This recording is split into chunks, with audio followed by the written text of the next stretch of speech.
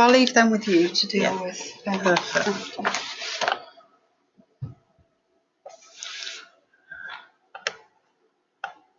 Yeah, go for it.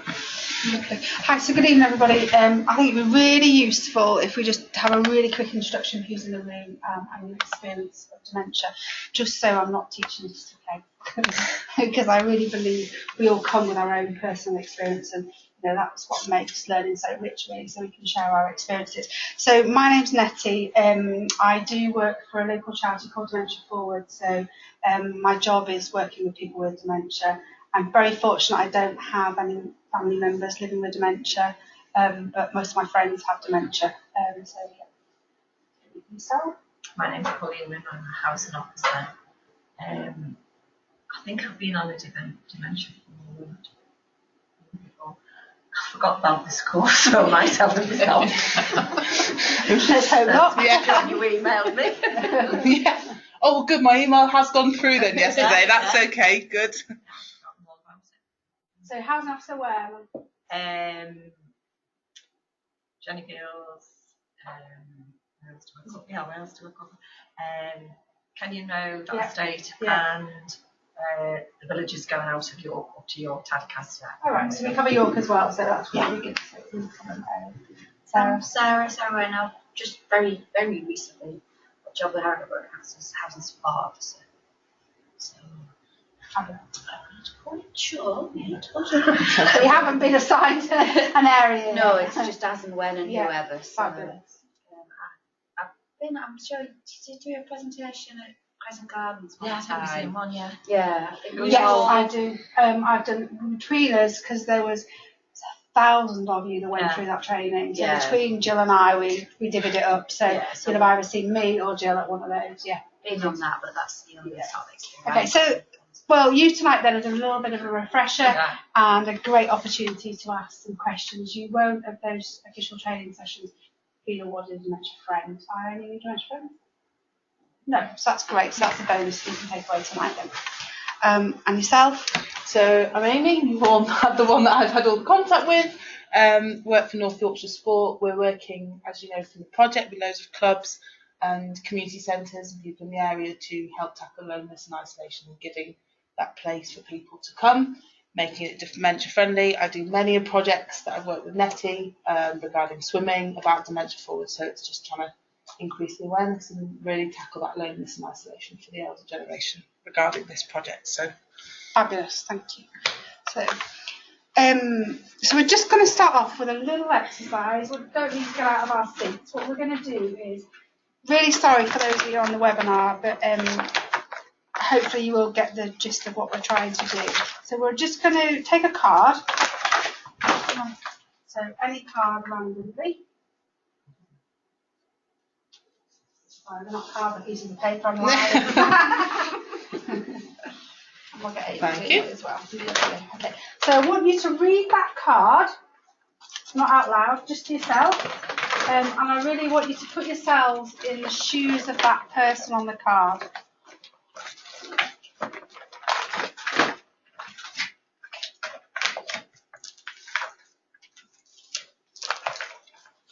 Okay, so I'm going to ask you 10 questions, and on those 10 questions, I'd like you to actually, on the back of the card, actually, you could do it. You've got pens, ladies? yeah. Get you a pen if you need a pen. And you would benefit from something to lean on. There's a pen on this one. What's to lean on that? So yeah, what I want you to do is put a tick if your answer is yes, or a Y, whatever you feel like. If it's a no or I'm not sure, don't put anything. Okay? So are you able to make a cup of tea unaided?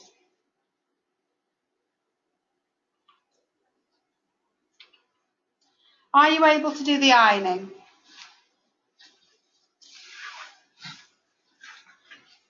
Do you have capacity to vote in an election and make an informed decision? Are you able to dress yourself? Are you able to follow a plot on a TV programme? Are you able to go to the local shop and return safely? Do you have capacity to consent to sexual intercourse? Are you a volunteer at the local charity shop serving customers and working the till? Can you make cheese on toast? Can you complete a crossword puzzle? Okay, count up your ticks or your yeses, whatever you went for. So out of 10. Okay. 5. Sarah? I said 10. 10. Amy? 8. Okay. So there's a real big difference there, isn't there? We've gone from 5 to 10. Yeah. Okay. Why do you think there might be a bit of a difference there? Is it when I get you to read your cards? Have we all got the same cards? Don't know. No. So if you wouldn't mind reading your card, because you ticked 5. My card said you're 73 years old, you were diagnosed with Alzheimer's disease 6 years ago. You live with your partner in your family home. Okay. And yourself, Sarah? It's the same. The same. Okay. So why, and Amy? The same. Same. So we've all got the same cards. Why do we think there is such a difference there from a 5 to a 10? People's perception of what they think in the moment. Yes. Perception. Yeah, that's the main reason, really. We can, when we're working with people with dementia, we can too easily skewer things by our own perception. And dementia affects everybody so differently that actually you really need to look at the person and their needs on an individual basis. It was a bit unfair exercise because you really weren't given enough information. You know, was the house dementia friendly? Was there adaptations in the house that could support that lady to make that cheese on toast? You know, the kettle and so forth. Was she living alone, you know, all the time, or was her husband able to support a lot of that? But there wasn't enough really information. So, and you don't know how long she'd been diagnosed for, as in, you know, had she had a diagnosis of Alzheimer's, and did she have any other illnesses attached to that? So there was so much more in the picture that you really needed to make a true judgment there. But it's just to start getting us thinking that actually when it's a big room of people, you wouldn't believe there's like one person who doesn't even do anything right the way to the 10. If I was living with dementia, I'd want Sarah supporting me because I'd want those risks to be taken and be able to fulfil my life as much as possible.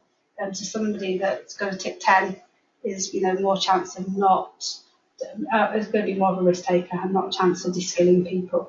Far too often, what we find is carers de-skill people too quickly instead of letting them take that little risk. Because there is positive risk taking when we're living with dementia. It's not always negative. So yeah, so quite I guess it unfair. depends on. It's all different. Yes, absolutely. Yeah, absolutely. There's no two people the same, and I think that's what makes it quite a challenging illness, isn't it? Have you got any personal experience of dementia? No. Yeah. They're all so different. One of my tenants got dementia. Right. Took Zoe the other day. Now she's just going into extra care housing. Okay. But up until then, she's lived on her own. She wasn't living. No. Bless her. There is some challenges ahead, isn't there, when you're living with dementia and stuff. But not everybody. There'll be people that we'll see every day and we won't even know. No, yeah. There's what carers often say to us, gosh, you know, actually why didn't I think of that dementia at all? Because 10 years ago they were doing X, Y and Z. There were signs years ago when they actually get that diagnosis. And yeah, it's fascinating. So we'll move on. So what is all the fuss about? Why all of a sudden, the next one, sorry, Amy. Why all of a sudden has dementia sort of like come to the forefront? Because it has, hasn't it? You know, 10 years ago, it wasn't spoken about as much as what it is now. And I'm just going to show you a couple of slides here for the early onset dementia. So when we talk about early onset, we're talking about people under the age of 65 and the demographics there. So the incidence is 1 in 1,000. Watch as we keep growing older in age. 70 to 80 it's 1 in 50, over 80 it's 1 in 5, and if I was to keep doing that over 90 it'd be 1 in 3.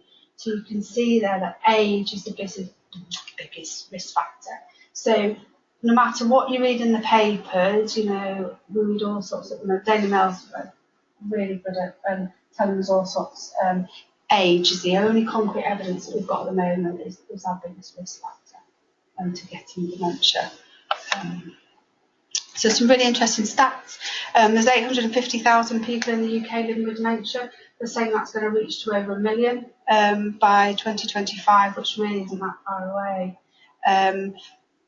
Locally, we've got in our area, in the Ripon Harrogate area, we've got 3,000 people with a diagnosis of dementia. I really think that's grossly underestimated because that is just the people with a diagnosis. There's so many more people out there that don't have that diagnosis that might have been through the memory clinics or GPs to get that diagnosis, or don't want a diagnosis.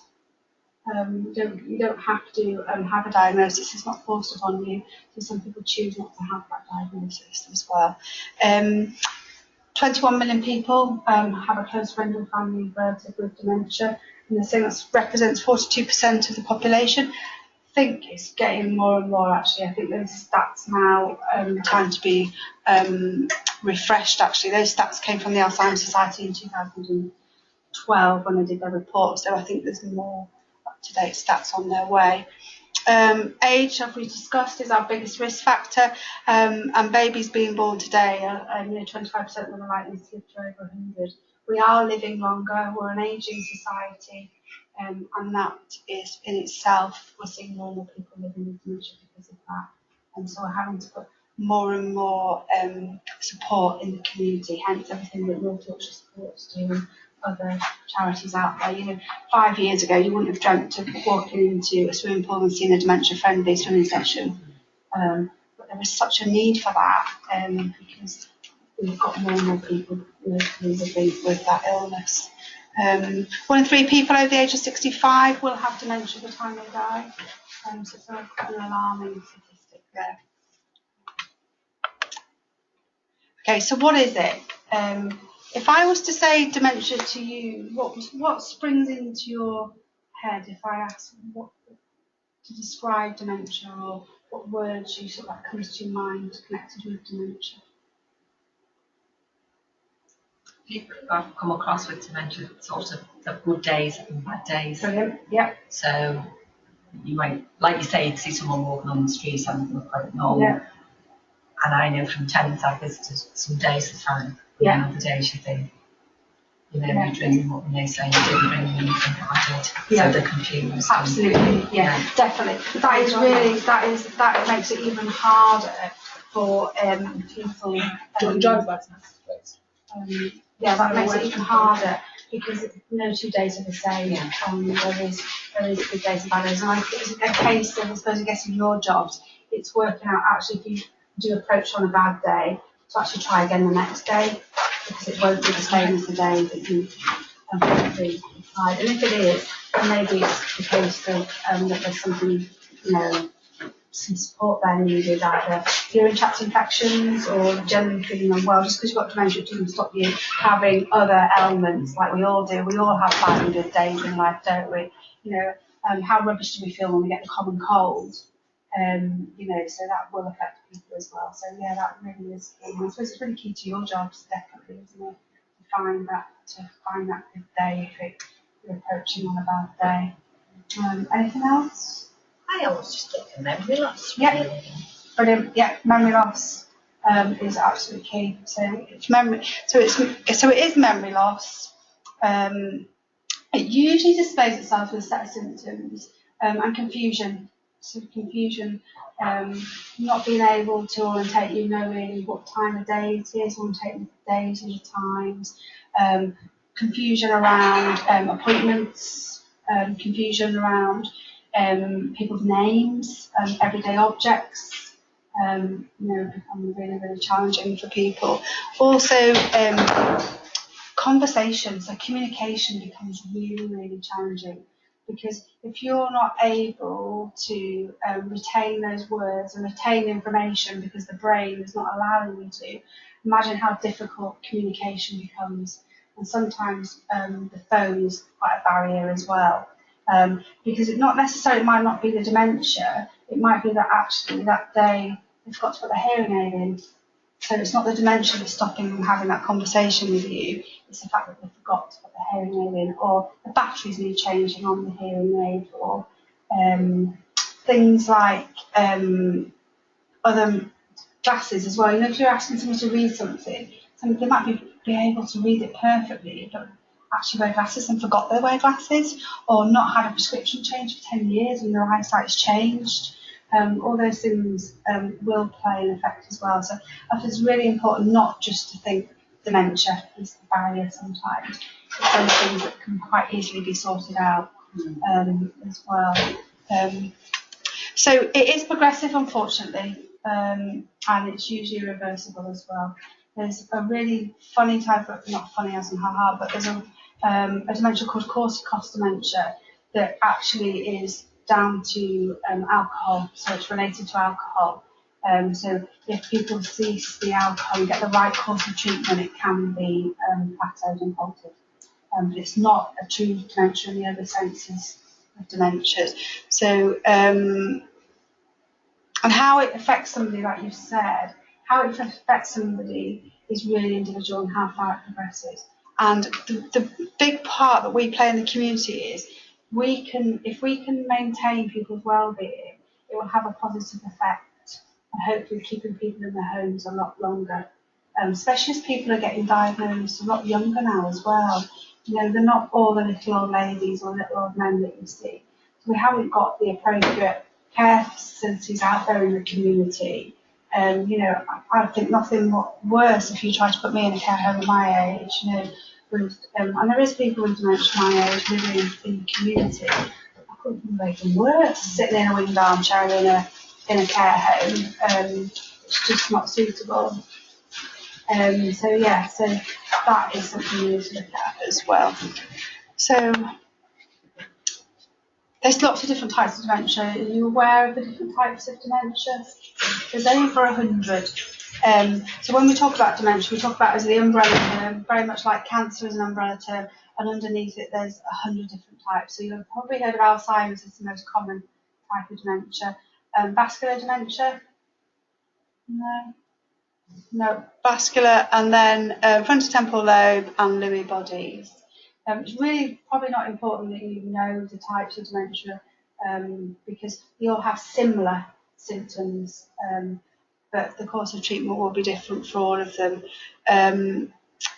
Somebody living with Alzheimer's disease may be on a certain amount of drugs to help them, whereas somebody living with vascular dementia, those drugs are not suitable because they need to look after the vascular system. So vascular dementia is the bleeds in the vascular system. It's causing the dementia. Whereas when we talk about Alzheimer's, it's proteins, plaques and tangles in the brain that is actually causing the disease. So they are caused by two different things, but the symptoms are very, very similar. The sad thing is people can be diagnosed with mixed dementia, so they can have a diagnosis of vascular and Alzheimer's as well. So, yeah. The good thing is, we talked about our memory, and dementia does affect our short-term memory. The good news is that, you know, when we're working with people with dementia, for us, there's lots of different types of memory. Our brain is really, really clever, and we have our long-term memory. So that's when people are looking things over minutes, hours, and days, and you'll see when you're working with people with dementia, they probably revert back to the longer-term memory because it's more apparent than the short-term memory. The short-term memory has been affected and impaired. Yeah, because the short-term memory has been impaired, so the longer-term memory is more reliable.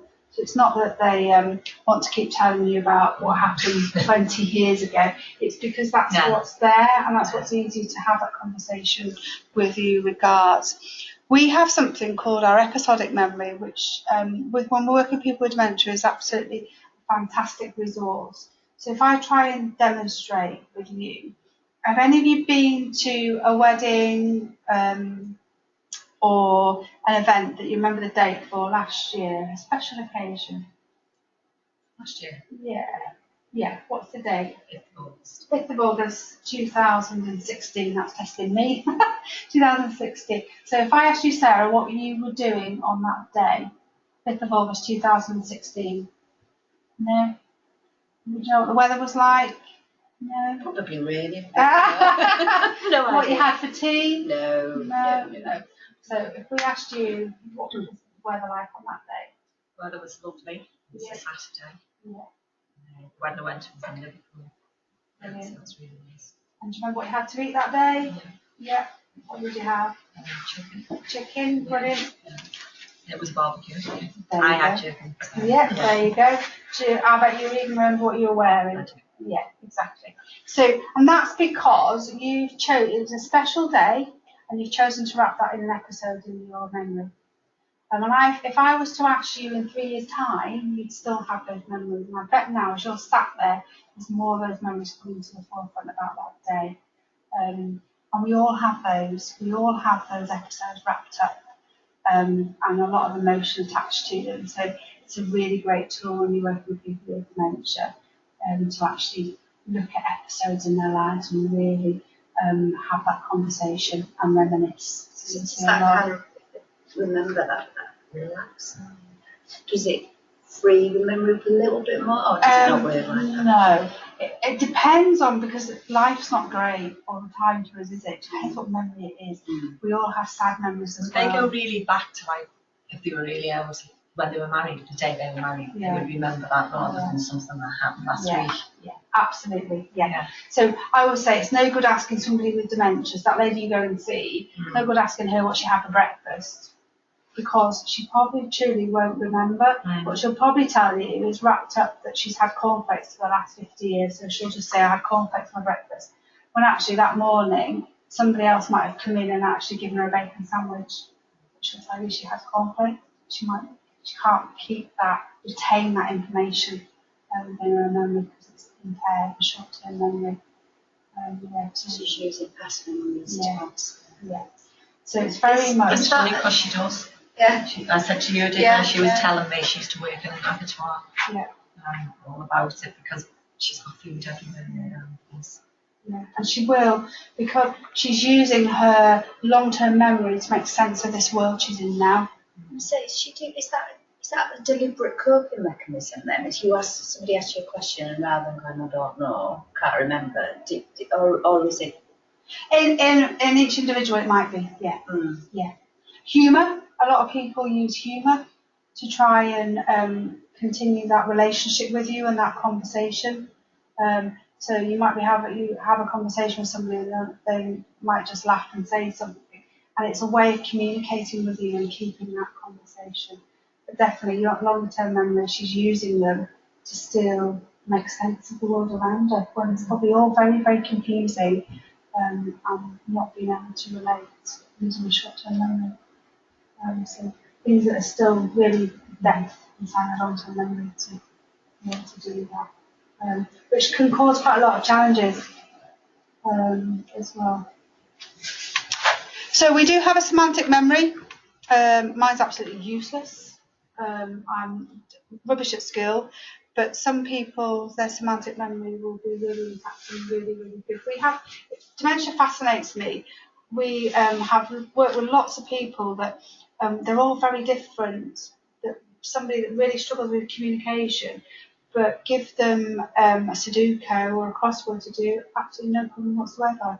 Whereas other people struggle with the reading and writing, and would be better doing something else. So it's fascinating. So I suppose my message is, don't just see the dementia, see the person. I've been blessed that a lady living with dementia sat and taught me to knit at our wellbeing cafe. She's a fantastic knitter. And actually somebody else might just see the dementia, but actually she had some skills to share, and can still be part of the community. Procedural memory, that's the memory where we just do things without even knowing we've done them. How many of you drive a car and can get in the car and get to your destination? I was going somewhere and it was different to the normal way that I was going. And I went the normal way and I was like, where have I gone? I'm not going to where I was going. Yeah. So that's because your procedural memory is just You strive, don't you? Think about that. Yeah. So we talk a lot about keeping people's routines. Keeping people's routines took a lot to care about keeping the routine and keeping the normality. So in the hope that the procedural memory can support as well. So we store our memories in two places, the hippocampus and the amygdala. So if we click again, our hippocampus looks after our factual memory, our logic and our reason and our attention. The amygdala is the one that fascinates me. That looks after our feelings and our emotional memories. And if you go on one more, so when they say it's the last part, the amygdala is the last part to get affected. So when somebody can't tell you that it's, I don't know what day it is today, when it's Tuesday, is it the 26th? 26th today. It's Tuesday the 26th of January. Thursday, see? Thursday the 26th of January. They will remember how you made them feel. So body language and how you make, and your relationship with somebody with dementia is so, so important. So it's not the words that pass, it's more about the feelings and the emotion, how you make you feel. Just really, they won't necessarily remember your name, but they'll remember how you make them feel. So that person living with dementia going into the local shop and the shopkeeper not being very helpful, they probably won't remember any more than actually the feelings behind it. Yeah, that the experience was not great, wasn't very helpful, wasn't good, and that's enough to knock the confidence to not go back again. We all had our confidence knocked in life, and it takes us quite a bit, doesn't it? But when you're living with dementia, it's even harder to get that confidence back. So whereas that shop that has that friendly, smiley shopkeeper delivering excellent customer service, they'll remember that and they'll continue to go to that shop and keep their independence. So it really is about how you made them feel. So if we look at that bookcase on the left-hand side, it's our hippocampus. It's a lovely solid bookcase. It's all you and I in the room. Everything's nicely stored. We've got lots of books there. The top of the bookshelf is our most recent memory, so our short-term memory. Right down to the bottom is our childhood. And if I sat and asked any of you, I could spend all night in the room and we could all pick one of those episodes off the bookshelf and talk about it and reminisce. The bookcase on the right-hand side is not very good. It's the old IKEA, or I will say MFI, people look at me because I show my age. I know. I'll say IKEA. It's more trendy. So it's the IKEA bookshelf. It's the flat pack that we put together. So when somebody lives with dementia, if that bookcase wobbles, you can see on the first slide there where the episodes are starting to disappear. It's in our short-term memory. And as the dementia progresses, you can see the gaps start to go lower down our bookshelf. So at the bottom, our long-term memories are nicely intact there. So I think that really helps to explain why people with dementia are relying on their longer-term memories. Whereas the last slide there, somebody in the later stages of dementia, it's all there, but it's in a bit more of a jumbled up. So it takes a lot more to actually retrieve those episodes from that bookcase. So I think that helps. Yeah. To actually see that. So your lady, you can imagine if she's at that middle bookcase, the stage of her dementia, she's relying on those bottom episodes, so her longer term memory, to just generally make sense with the world around her. Okay, you've probably seen this, so we'll go straight on to it because we do use it when we go to Heidelberg Council. So this is the slide that just shows you what's going on inside, because I find it quite fascinating, because dementia is one of those illnesses we can't physically see. So the top slide there is somebody that's died of natural causes, so a healthy brain. The middle slide is somebody in the moderate stages of dementia, so the middle stages of dementia there. And you can start to see slowly where the holes are starting to appear, where there was healthy tissue, and the bottom stage is somebody that's died of dementia. So it might alarm you to know that the bottom brain weighs half the amount of the top brain. I know the slides are a bit distorted and it looks bigger, but it's not. It weighs half the amount of the top brain.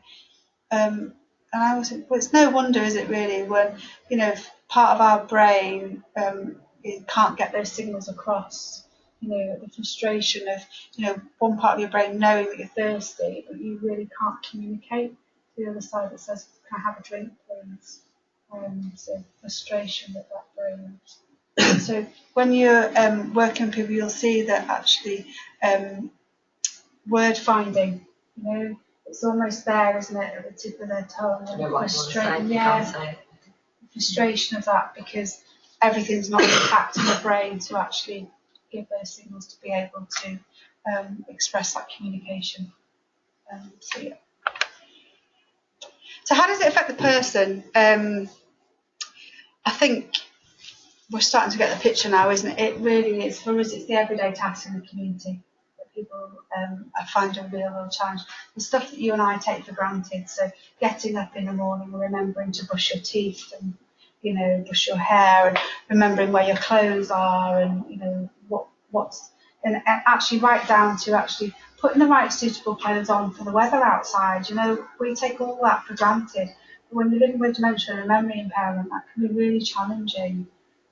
As well. So routines are really, really, really important.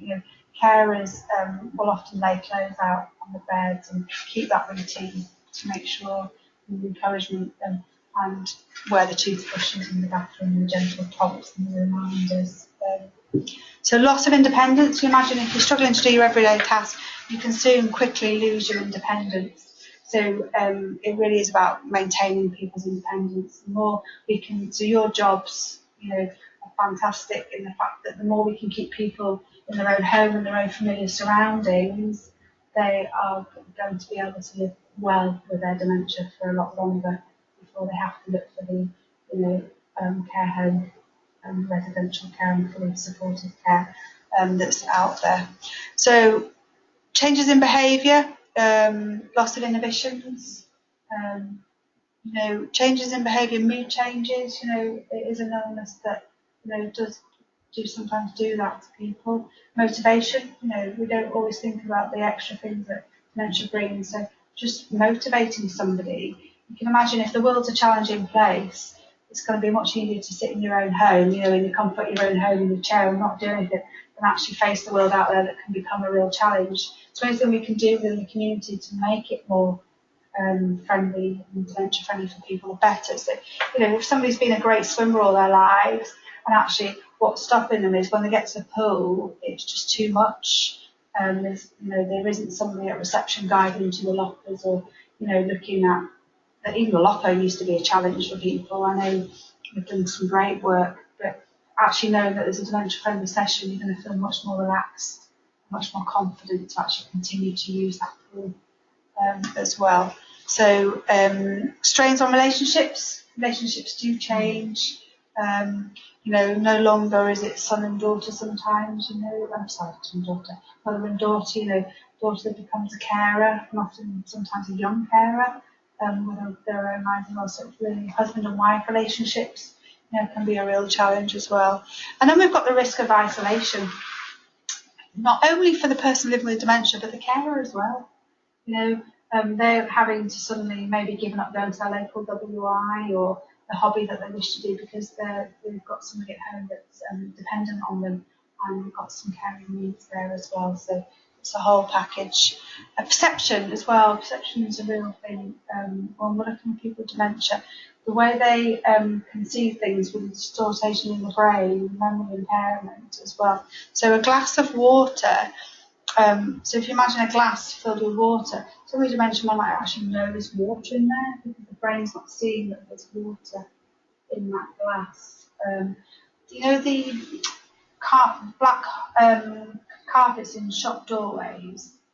People can often see them as black holes, perceive them as a black hole, and struggle to actually step over that hole. And I wouldn't want to walk into a black hole. And that's actually one of the initiatives of the Dementia Pool project that North Yorkshire Sport have done, is apart from changing the signs and stuff, the coloured mats of the entrances most swimming pools, as I'm sure you've seen before, they're all grey or black, so we've changed them to bright blue, so at least they don't feel like they're going in. You wonder why shops aren't doing it then, wouldn't you really? Yeah, some shops have took the initiative, but not enough. as well. So yeah, so it's the challenges like that that prevent people from accessing their community, that can become a real challenge. You know, it's hospitals did a lot of work around, you know, white rice pudding on a white plate. Really not going to see it. So a lot of the wards now actually have really bright coloured cutlery and crockery to actually so people can distinguish between the plate and the food as well. Okay. No. So perception, yes, perception's a real challenge for people. You'll see people with dementia, not necessarily, these are great door handles, they're bright green, but maybe not necessarily going straight for door handle. You and I would get it for them, like going up here or down here. The brain's not perceiving exactly where it is. It takes a lot of coordination, doesn't it, to actually grab hold of a handle. A lot of what you're saying now when I think of Miss Clark is so, she's lost hundreds of keys. We've changed the locks that many times. Right. You know, so that would be too difficult, really. Yeah. To remember, you've got a key to lock it up. Yeah, absolutely. There's too many processes. Automatic door.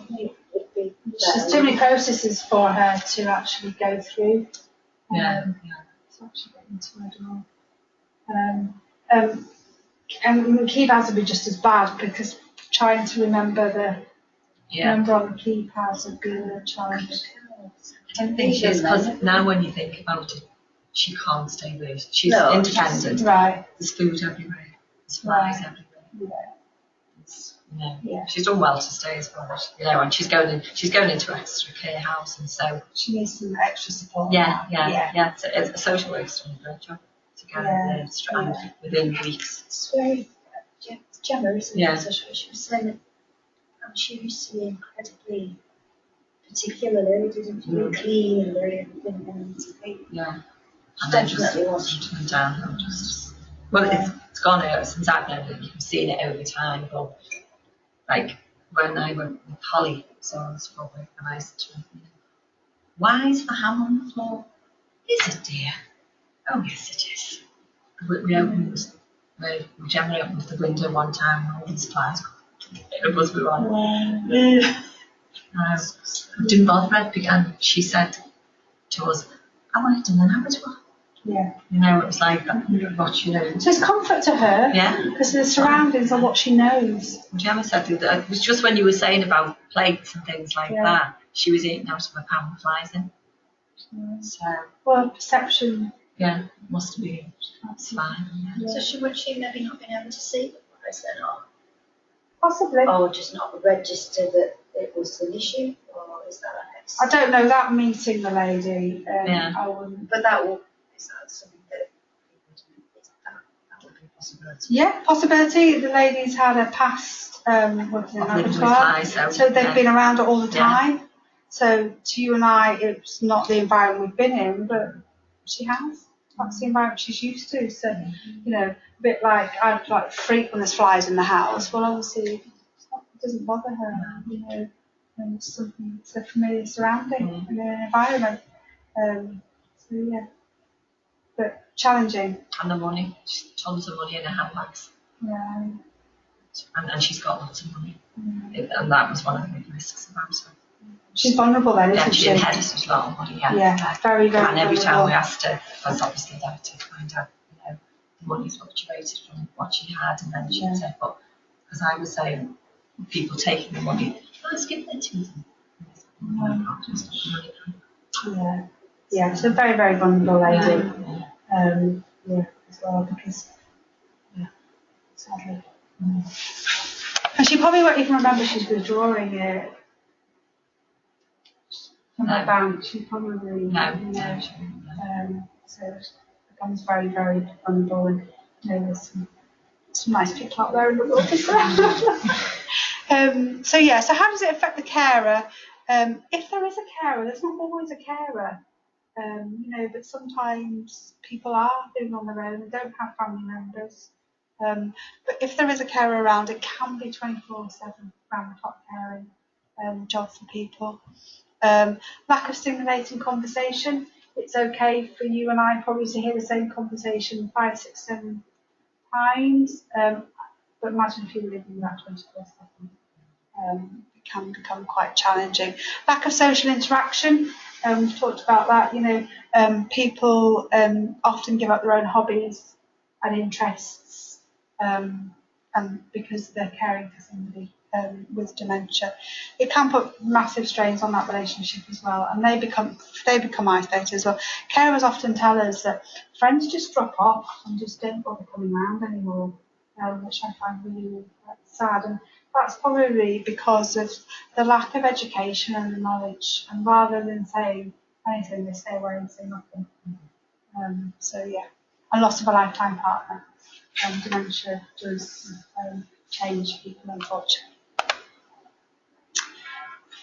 Are we going to do that? No, we're not going to do that. Next one. No. So some quotes from people living with dementia. So if I have the next slide, my favourite one is, I don't know if it's on here, but there it is. My memory still has hiccups. We don't always have to use that big scary word dementia. People will say they're living with memory problems. So yeah, talking to someone makes me realise I am not alone. Imagine, flip that the other way, what a lonely world must it be, if you've got no one to talk to. Even if I forget my facts, I can remember my feelings, remember that part of that brain, that amygdala.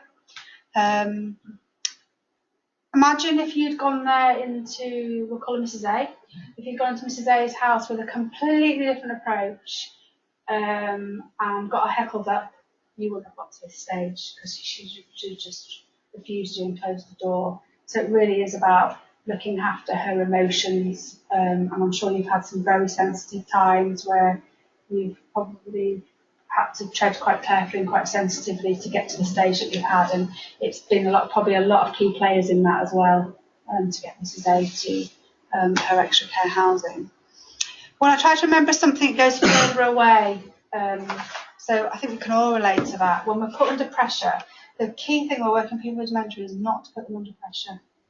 Keep people in and more relaxed, because ourselves, if I put you in the situation now of being in a pub quiz and you know that answer to that question, but for love nor money it won't come to you, but later on when you're more relaxed, probably lying in bed, you can that was it, and it's too late because the pressure's off. Or you can meet somebody in the street and you can think, I know it, I say hello, I know your name, but I can't remember where I knew her from, and later on you think, that's where. So people with dementia, not put them under pressure is really, really key. I feel bad about having to answer lots of questions that I know and I can't always remember. So that's about not putting them under pressure in the same way and not bombarding them with 101 questions and they're feeling really pressurised to find the answer to them. So it's about flip reversing what you're saying sometimes and using different tacts to talk to people. And not so much as a questioning. So if I was to sort of like, a great example is when you're in somebody's house, and there's a picture there. If I was in somebody's house and I said, oh, who's that? With that hat on, with that Christmas hat on. Or who's that? With the pink ears. And who's that? And who's that? Well, I'm automatically putting something under pressure. If I had a different approach and said, oh, what a lovely picture. That looks like a really fun occasion. When we wonder when that picture was taken. Could it be Christmas? I can see a Christmas hat. And I'm talking generally about the photograph, and hopefully they'll be able to answer whatever comes into their head because it's not a direct question. So avoiding those direct questions sometimes makes people feel more relaxed and not under pressure as well. One size doesn't fit all.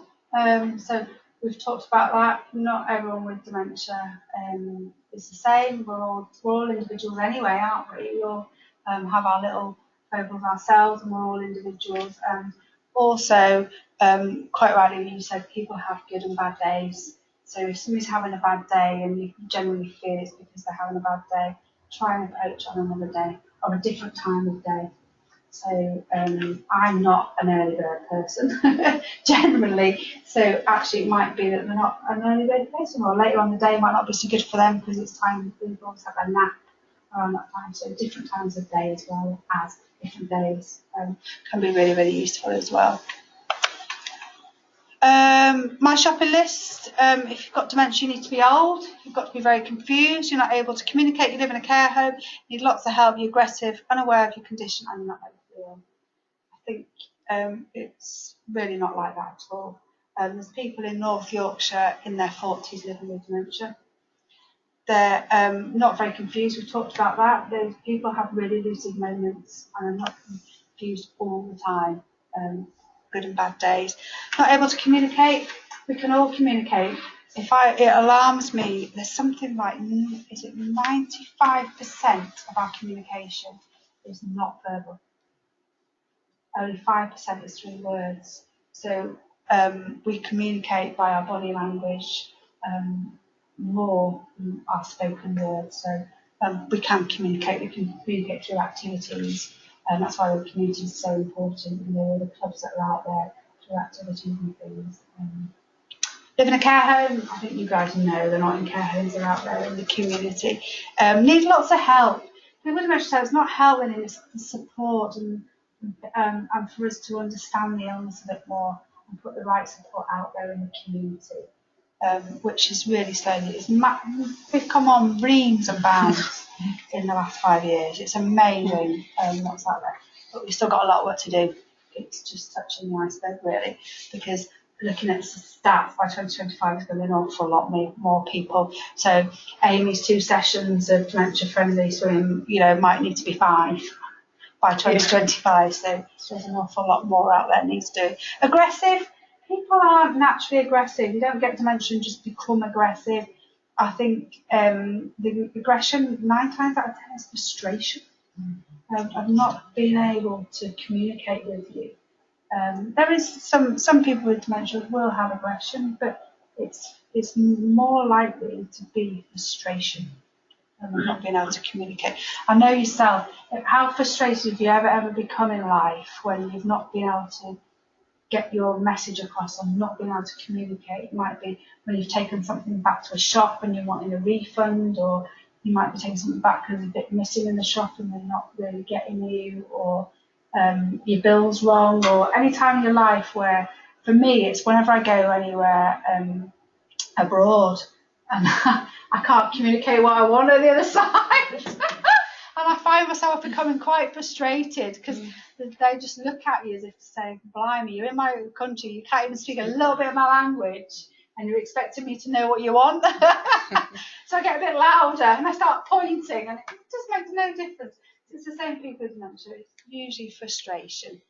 Unaware of their condition, people do have insight into their dementia. So that comes from the old thing, well, they've got dementia, they're going to forget. Not necessarily. I'm not medically ill. We do recognise it now as a medical illness. Just going to finish on a community story, really. So meet Alan. Alan was a marathon runner. He ran all his life from local Knaresborough man. He used to run all over, really. Marathons was his passion, and he loved running.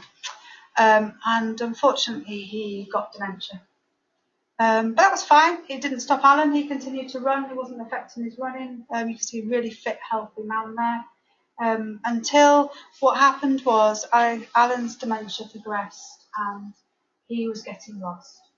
Still able to run, still really fit, healthy man, had the motivation, wanted to run. It was his love, it was his joy, but he was getting confused and getting lost and not being able to find his way back home. Which was fine. That we worked with Alan's family and Alan, and they put a tracker on him.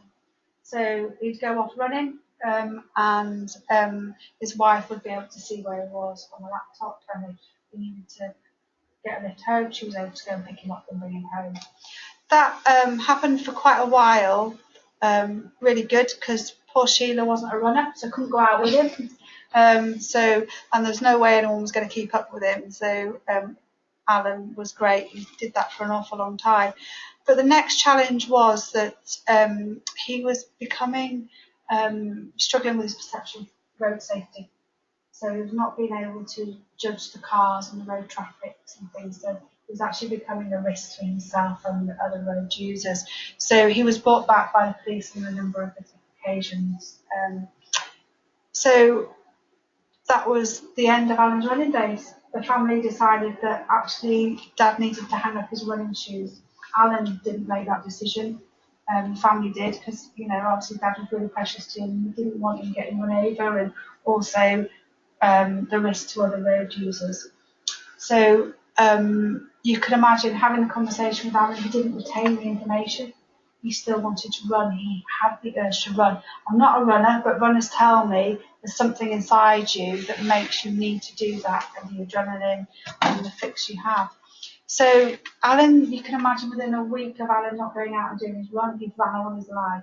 His behaviour started to change. His mood changed. And what he did was actually put his running gear on, and he went to the door and actually knocked his wife out of the way to go running. And you can imagine how there was lots of people involved because it was a safeguarding. Sheila was hurt, safeguarding, lots of multi-agency people involved, and Alan was put in a care home while they were looked at just for a week, luckily, because he didn't settle there at all. And we were involved as a charity as part of that multi-agency meeting, and what we did, we actually matched him with our wellbeing worker. So we matched Alan with our wellbeing worker, and what happened was John did all the risk assessments, looked at Alan, looked at his needs, and started to take Alan around Studley Road. So there was no traffic involved, no pedestrians, and actually got him running around there. Well, John's quite a precious role. You can imagine we've got lots of people that need John. So what John did was train some volunteers. He trained 3 or 4 volunteers that would go on a rota and take Alan out for running, and that was fabulous ending. Alan literally spent only, I think, 6 weeks of his life at the end of his end of life care in a care home. So he was maintained in the community. So fantastic. We used to be really proud of that story as a charity. And we used to go around asking, wouldn't you like to match somebody with like Alan and share your hobby and interest?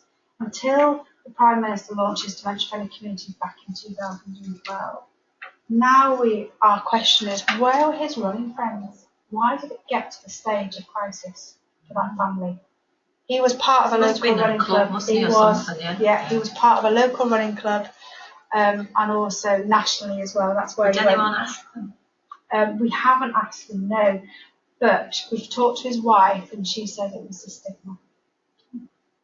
Stigma attached. We're talking 6 years ago now, so the stigma attached.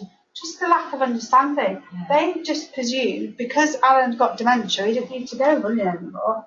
His complete life had changed, and it really isn't true. So this is why Dementia Friends and the work that North Yorkshire Sports and we're all doing is so important to keep people within their community maintaining their hobbies and interests for as long as possible.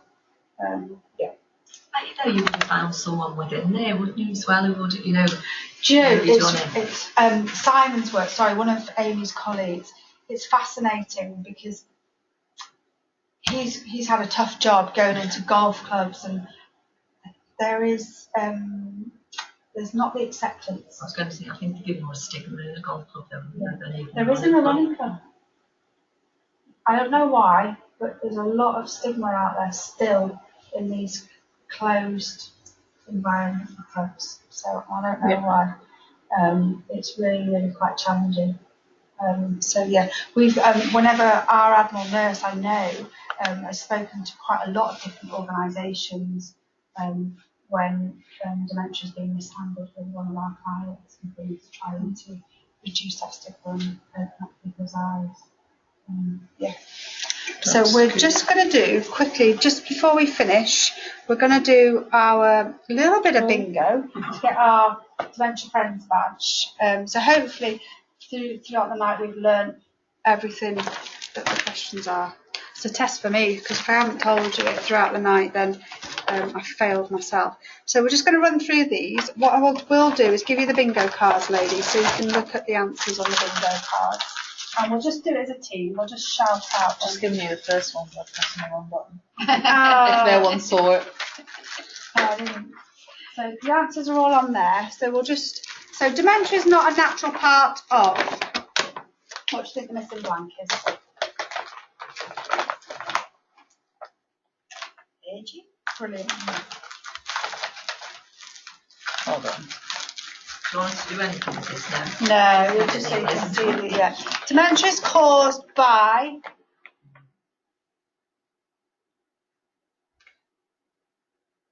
Diseases. brilliant. Yeah. One common type of dementia is brilliant. Dementia is, which means the symptoms will gradually get worse. Yep. Alzheimer's disease usually starts by affecting people's. Sure. Yep. Short-term memories. Yep. Dementia is not just about. Losing your memory. Yep. Dementia can also affect people's. Perception. Yep.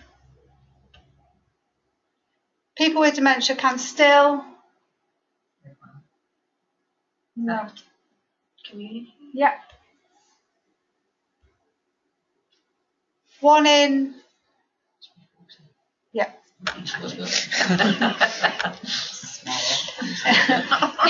It's possible to. Live with him. Yeah. Brilliant, ladies. Oh, one more. There's to the person with dementia. More. Yay! Oh God, there's more. Dementia is about turning understanding into.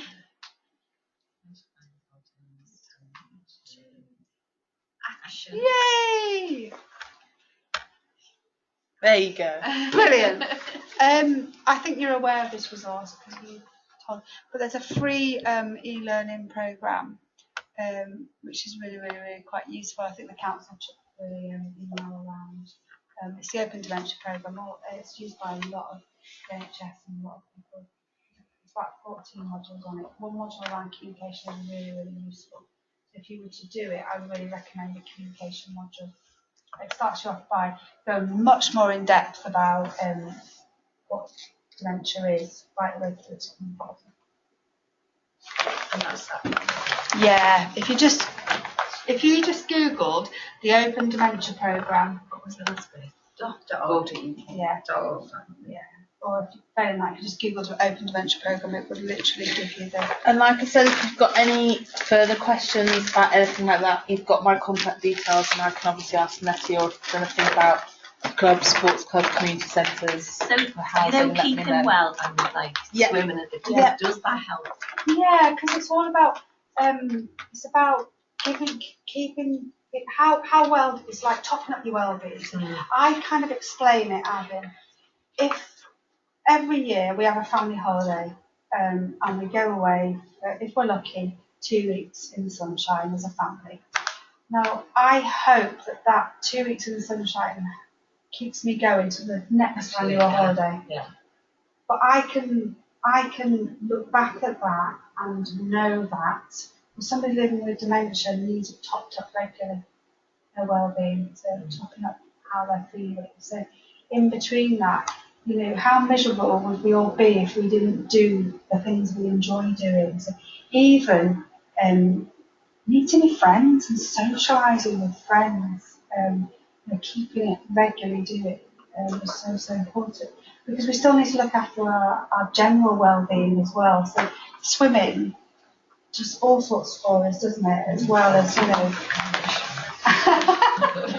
we're not all good at it, but it really is about keeping our well-being topped up. And we have to trigger that for people with dementia. Yeah. Not necessarily able to do that themselves. Swimming sounds like it's an organised sort of something. Is there any other sports or? Yeah, Harrogate Council. There's plenty. So what we can do, obviously, we've got this volunteer programme about learning organisation for sports clubs. And as Nettie said earlier, we've got a colleague, Simon, who is our disability sport manager. So he does a lot with dementia sports clubs, bocce sessions, football sessions, loads of different types of things. Do you ask for volunteers?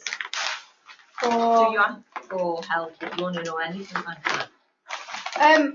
We don't so much do the individual anymore. We've got so many services running. We run weekly the Wellbeing Cafe at Christchurch on the Stray. We run the singing group there. We have monthly outings. We have peer support groups of people with dementia,